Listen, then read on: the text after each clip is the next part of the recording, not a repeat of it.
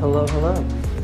My name's Nathan. I'm here to give you my experience of the Gaggia Classic Pro. Apparently, a lot of you are wanting to spend money on an espresso machine, which I think is very admirable. And for that, I would like to support you if I can in that decision by giving you my thoughts and my experience on my Gaggia Classic Pro. So I've owned the Gaggia since the end of May, maybe beginning of June, so it's been about 9 to 10 months, and overall I've had really amazing experiences with it. Here are some pros and cons, and I'm kind of going to mix these together because that's just how it works. Pros would be, I've had delicious espresso from this machine.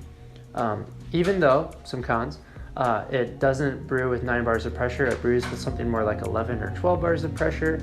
I've had really good shots of espresso. Even though I don't have PID control or temp control, I've still had really good shots of espresso. And the way that you can kind of navigate around not having PID is by temperature surfing. So that looks different for different people, but for me, it just looks like running the brew button with the portafilter out, letting some water and steam just get released from the espresso machine beforehand.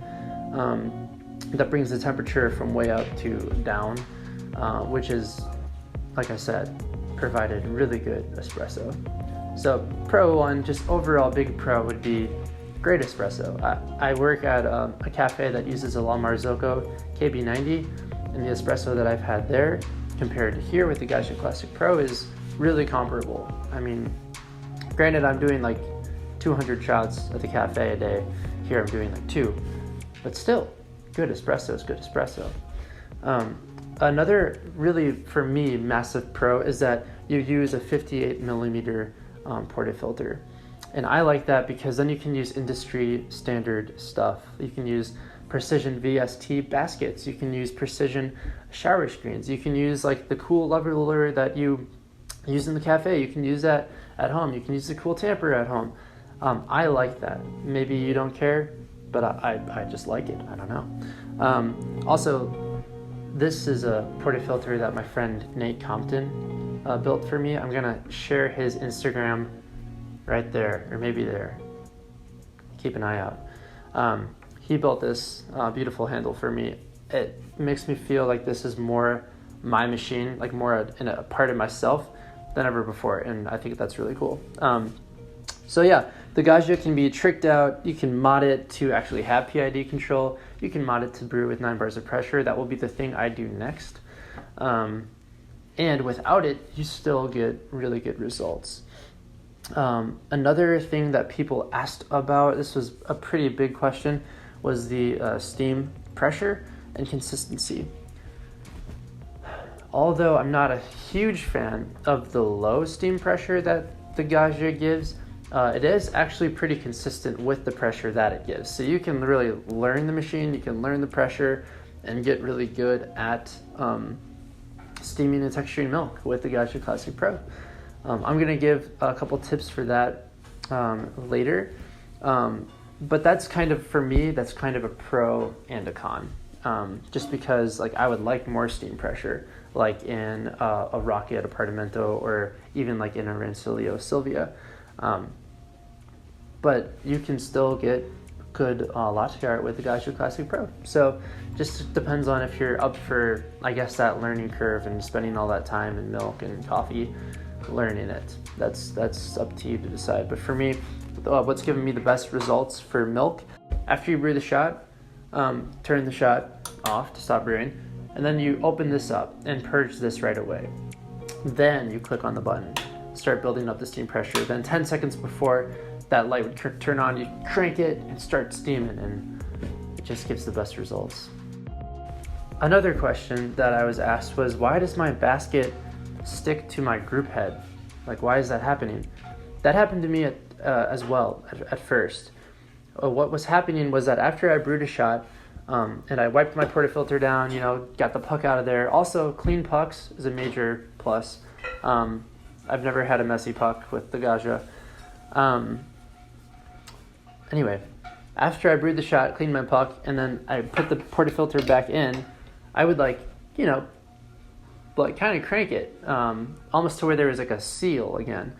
And then the next day when I would go to like brew another shot or whatever, turn the machine on, take my portafilter out, it would come out without this. This would be stuck up there. I don't know exactly why, but I think it's something to do with just the heat and just how tight it was, and I don't know. But ever since I stopped doing that, now when I finish brewing a shot, I just put it back in to where there's like the start of a little seal, so it's not just gonna fall out. But I don't crank any more than that, and I've never had the problem again. So I think just put it in really gently. That's what I would say, and that should stop happening. Another small thing that I don't like about the Gaggia, that I would prefer to be different, I could say, is this drip tray. For me, is just a little too big. I don't have as much space for the scale and the cup as I would like. Now, since I always brew small drinks anyway, like a flat white or below, everything I have fits under here with the bottomless portafilter, but with the double spouted portafilter, it would not.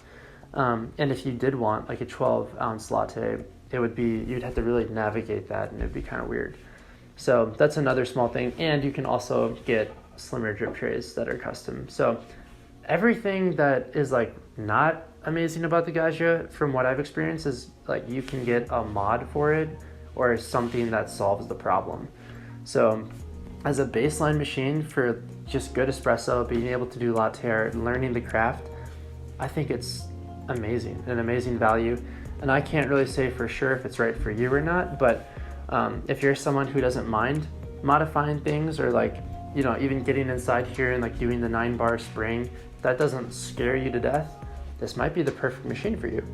And the last thing that I do want to mention on just really quick is the grinder. For me, I chose to go with a hand grinder. This is the Kinu M47 Simplicity hand grinder. It gives me amazing adjustments. Every adjustment is 1/100th of a millimeter, so I can dial an espresso really, really easily. It's really not a challenge. It tastes amazing, and it's almost a third of the price, maybe not a third, half the price of like the niche grinder. Yeah, almost a third of the price. Wow.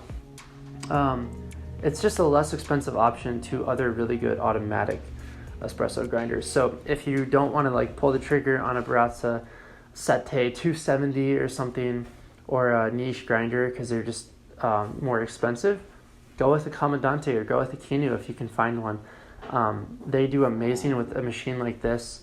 It takes about 30 seconds to grind a shot that's a single origin light roast, and then maybe like 20 seconds for a darker roast. So I think that's a great option to pair with the Gaggia Classic Pro. So yeah, overall, I really like this machine. I don't think I'll upgrade anytime soon. If I were to upgrade, it'd probably be to the Rocket Apartamento, but that would mainly just be because it has a little bit more steam pressure, and that's really the main reason, actually. Because once I make the 9-bar mod, this is gonna be, I think it's gonna be perfect, but that's just me. So I like it a lot. Is it right for you? I don't know. Hopefully this video supported you somehow, my answers or comments or tips, I don't know, in your decision whether to buy it or not.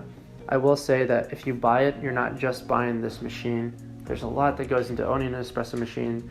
You're gonna spend time, you're gonna spend money on all the parts, the leveler, the tamper, the mat, the towels, the knock box, the cleaner, the brushes. All that stuff is going to be factored into your price, and along with the grinder, which is going to be pretty similar in pricing.